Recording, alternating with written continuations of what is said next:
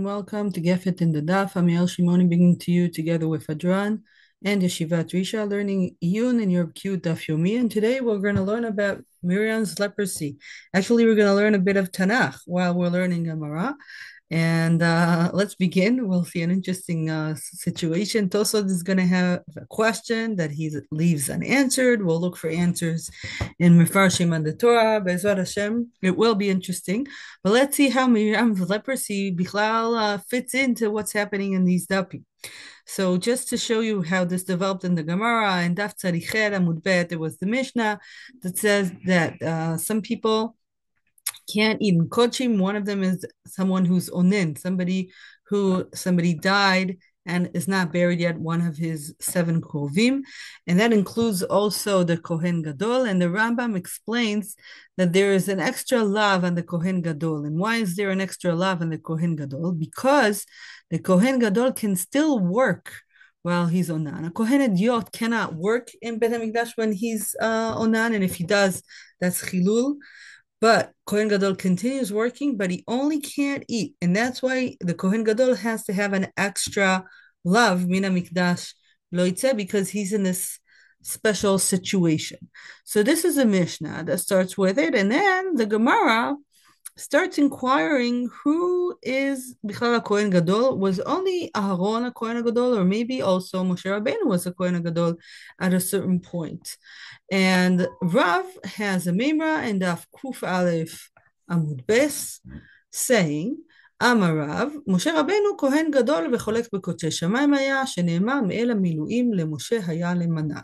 So we see Rav here approaching the psukim that deal with the aninut of Aharon, the well-known story that on the last day of the Miluim, after Baruch Hashem, the Mishkan was actually built and the fire came down from heaven, but then they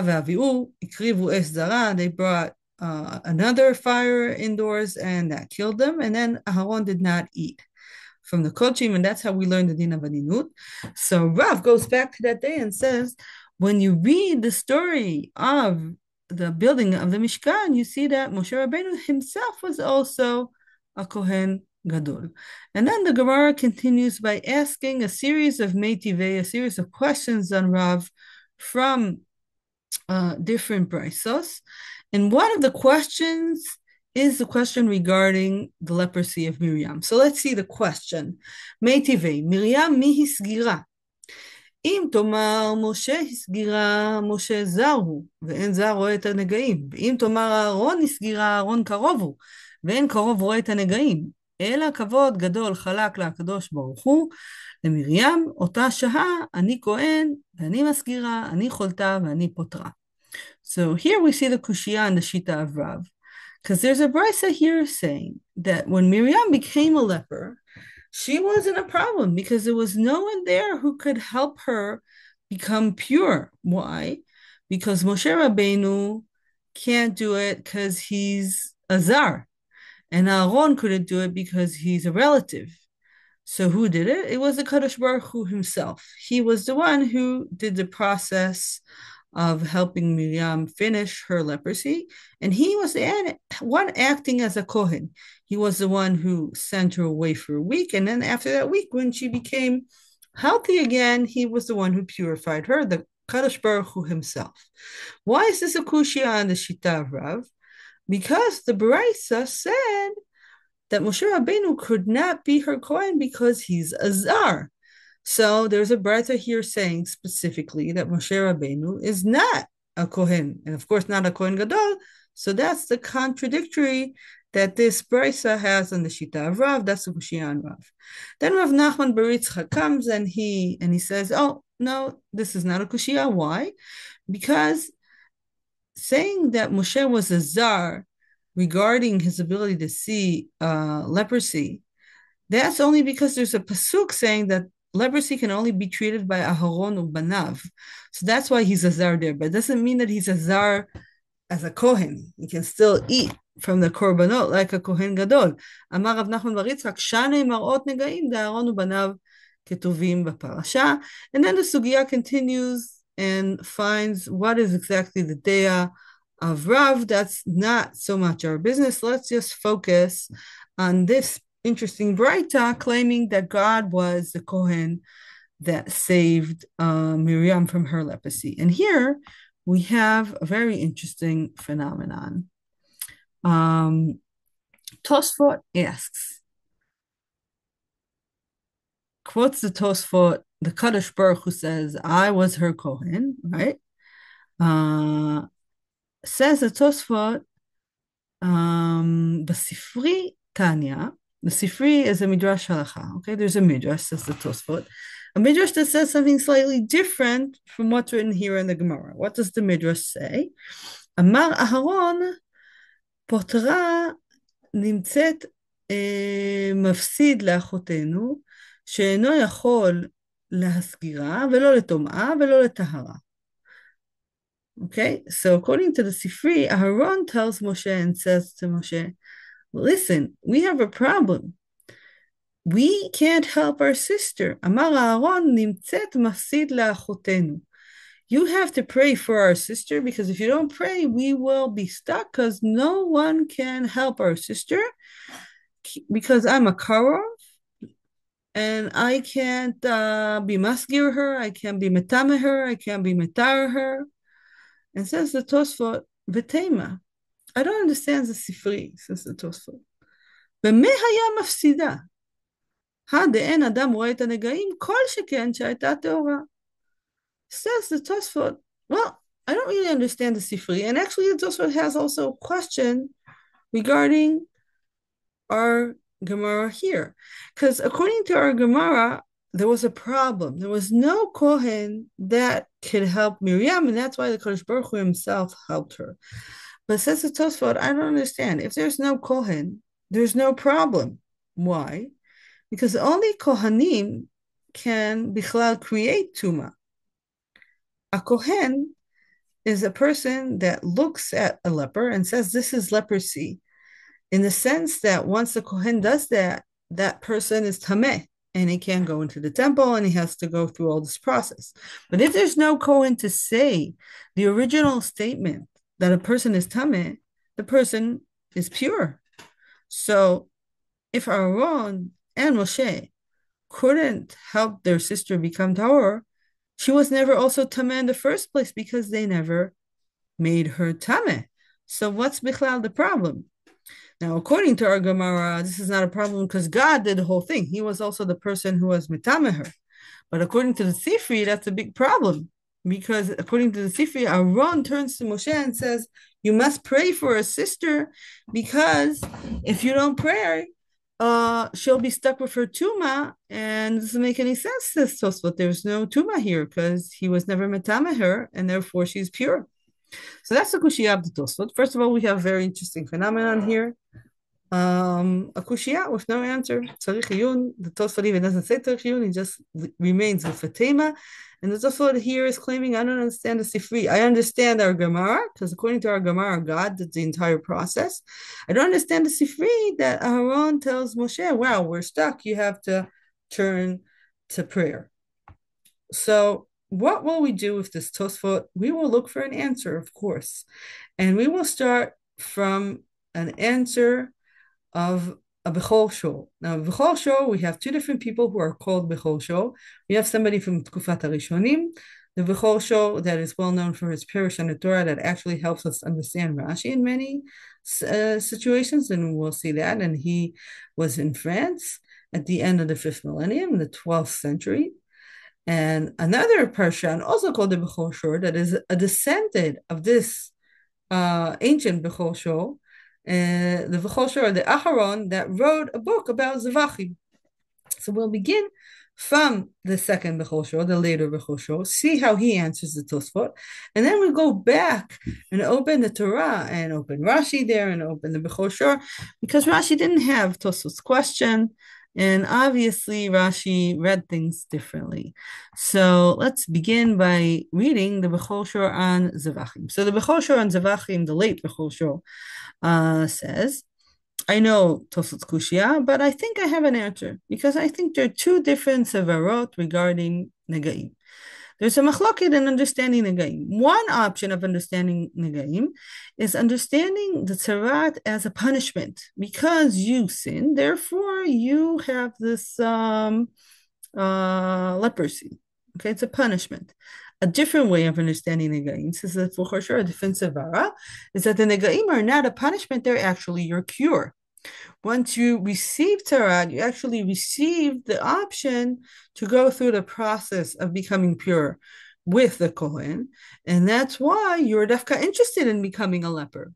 If you've sinned, you want leprosy so it can save you from your sin.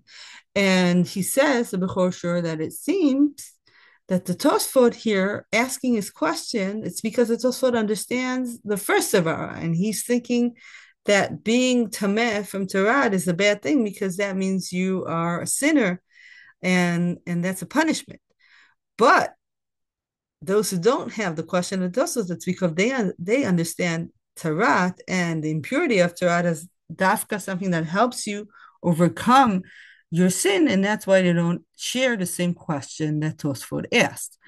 And those of you who've learned with me the Gefet 2 weeks ago, we saw that in the Gemarot, there is strong basis for the second Sevara that the Bechor Shor here says, because Negaim were connected to the garments of the Kohen Gadol.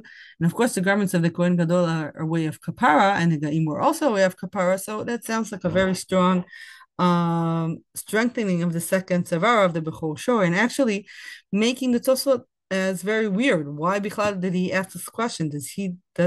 Doesn't he agree with the fact that Tzaraat is a way to save a person and not just a punishment?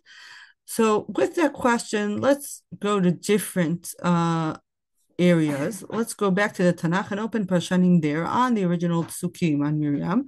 We'll see Rashi, we'll see the ancient Bechor Shor, and we'll also see the Tosafot and maybe try to understand more. How did they read the sugya, and did they read it the same way that the older Bechor Shor did?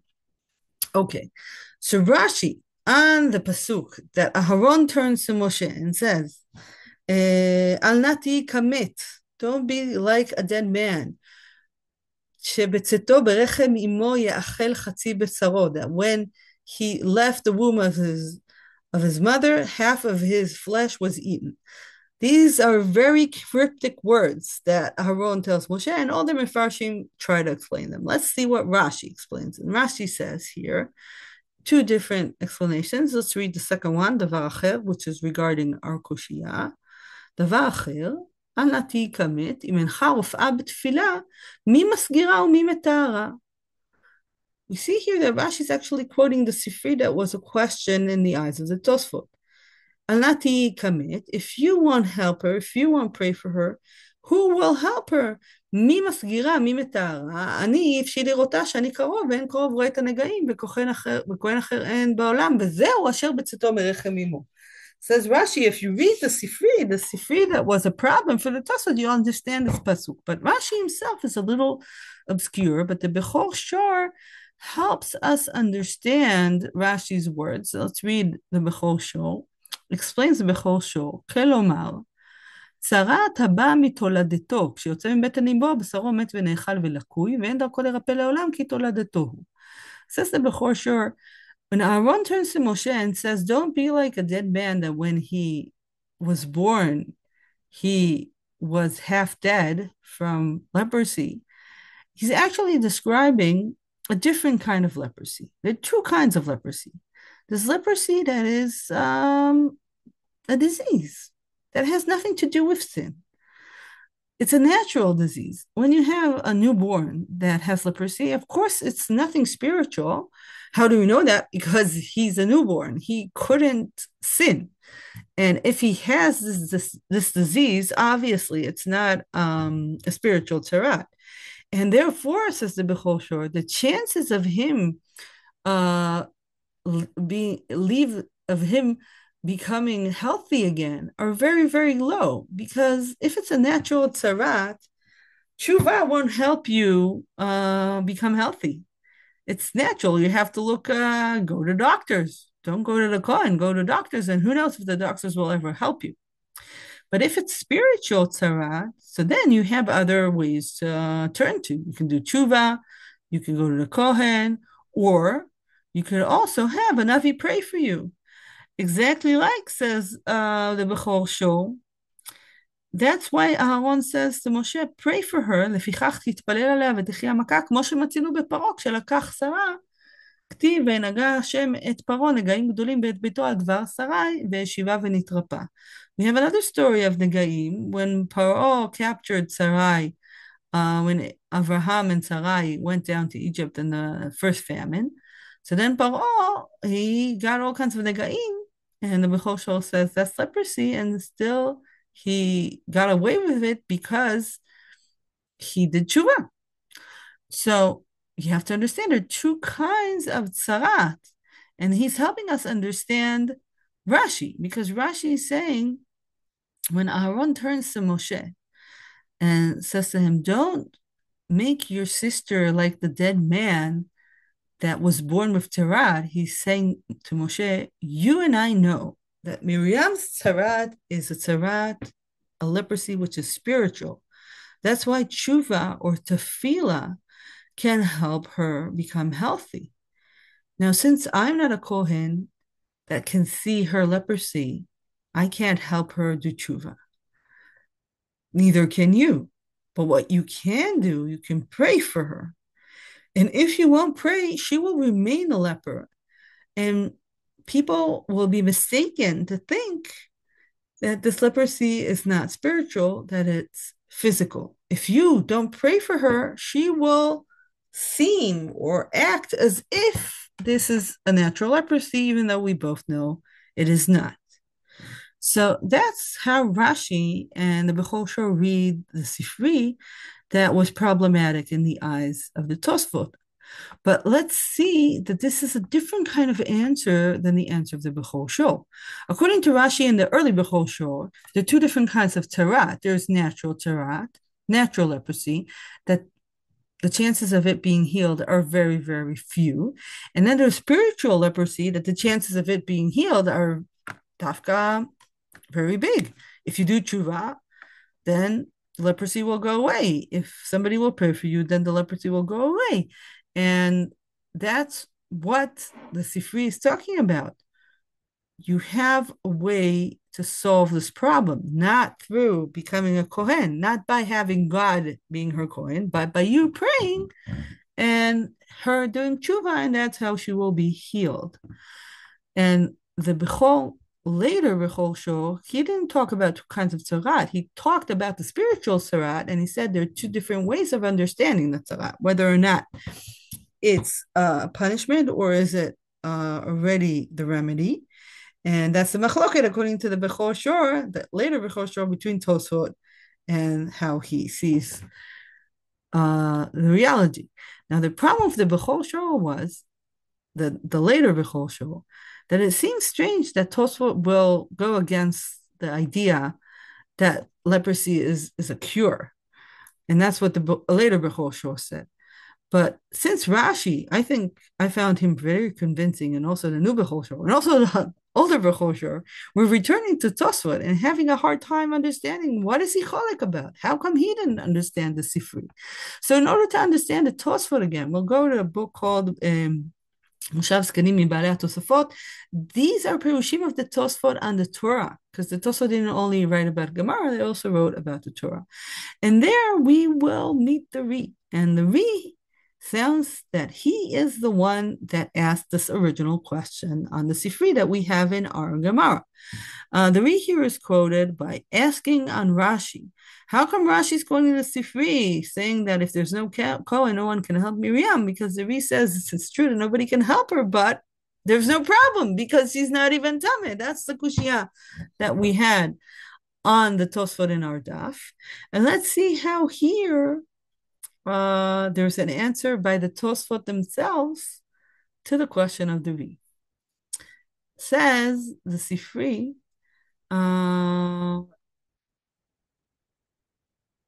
דנהי דאין לה טומאה, כי אם על ידי כהן לדין נגע לפרימה ולפרייה ולקורבן, מכל מקום בני אדם מרחיקים אותה ותישאר מבוזה כל ימיה.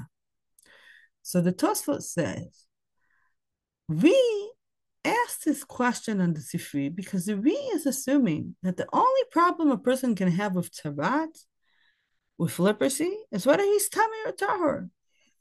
That he can't eat, coaching, that he has to wear a certain cloth, that he has to call himself Tameh. That's the only problem. If that doesn't happen, everything is okay.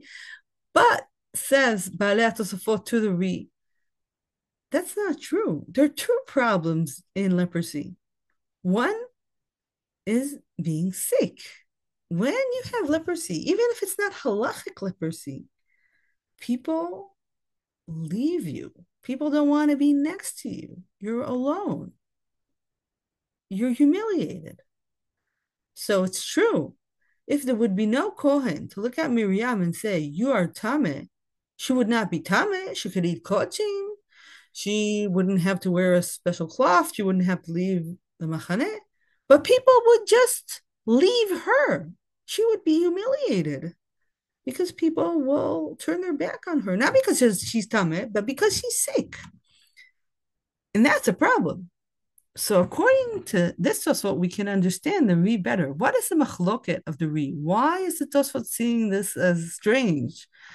Because according to the Tosafot, they also agree that negaim are a way not to punish someone, but to also make him pure again. But the Tosafot asks a question from the eyes of a posek. The only problem that he sees is a halachic problem. He doesn't even see reality. He doesn't care if somebody is sick or not sick. He only cares if somebody is tameh or not tameh. And the answer to the Ri is, look at this also in other eyes. Look at this in the eyes of what happens when somebody is full of these horrible sores over his body. It doesn't matter if he's tameh or tahor. It matters that people turn their back on him. So if we look at what we saw here, actually there's no machloket between Rashi and Tosafot and the Bechor Shor about understanding that the process of spiritual Tzaraat is actually a remedy, a cure, and not a sin. Tzaraat is not the sin. The Tzaraat is not the problem. The Tzaraat is part of the solution. But the machloket between Rashi and Bechor Shor and the Tosafot is whether or not we look at reality in the eyes of halacha and only halacha, or do we also consider physical aspects of reality that might have nothing to do with halacha, but will have to do a lot with humiliation and relationships and just everyday life, not halachic life, just simple life. So according to Rashi and the early Bechor Shor, that is a factor. And Ri is actually asking this question by disregarding this factor. So what we've done today is read the Torah with new eyes through the Rishonim and through our sugya.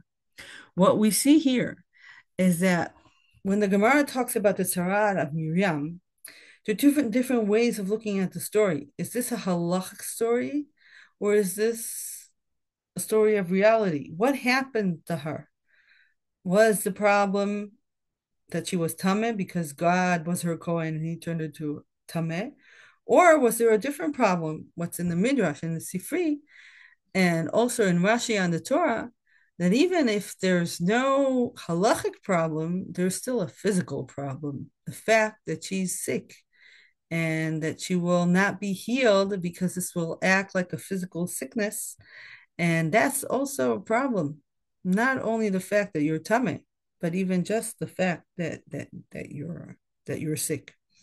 So I hope you found this learning of the Rishonim and the fact that we can learn Tanakh again through the Gemara and the Midrashim and the Machloket of Rashi and Tosafot as an interesting experience. And also, again, notice the fact that sometimes Tosafot remains with a question, but there are many answers if we open elsewhere to answer Tosafot's question. And then we need to go back and understand why was the question so strong in his eyes.